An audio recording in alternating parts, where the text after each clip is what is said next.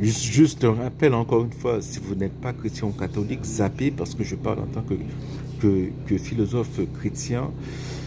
Oui, donc voilà. Euh, c'est Maximilien. Euh, Son histoire, c'est quoi? Eh bien, on sait qu'il a été arrêté par Hitler. Euh, voilà, bon, Hitler, il arrêtait beaucoup de gens.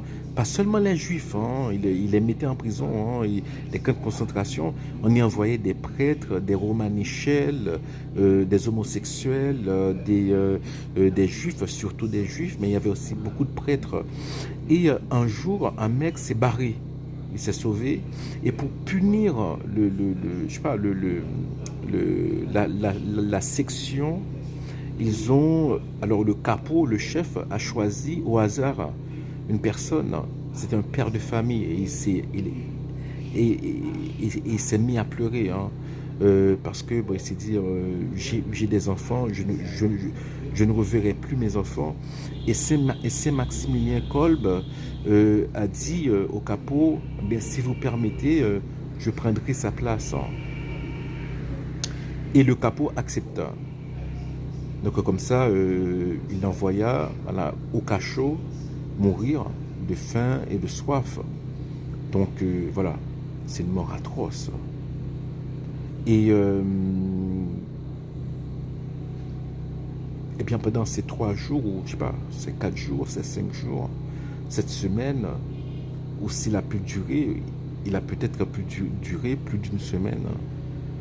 Bien au cours de cette semaine, il a appris la charité. Son cœur a été purifié. Et à sa mort, il va directement au ciel. Voilà.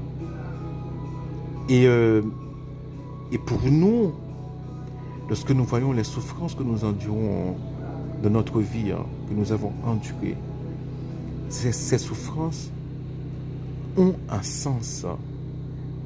Je sais, hein, lorsqu'on les vit, on se dit, mais ça n'a aucun sens. Le fait de savoir qu'ils ont un sens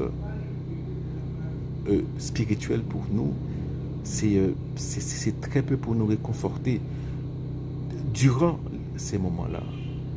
Mais c'est ça la foi. La foi, c'est de savoir que c'est qu'on sait que, eh bien, si quelque chose vous arrive de mal, que, bon, de toute façon, en tant que personne humaine, vous aurez à souffrir. Hein. C'est la condition humaine, comme disait Cicéron, hein, la souffrance fait partie de la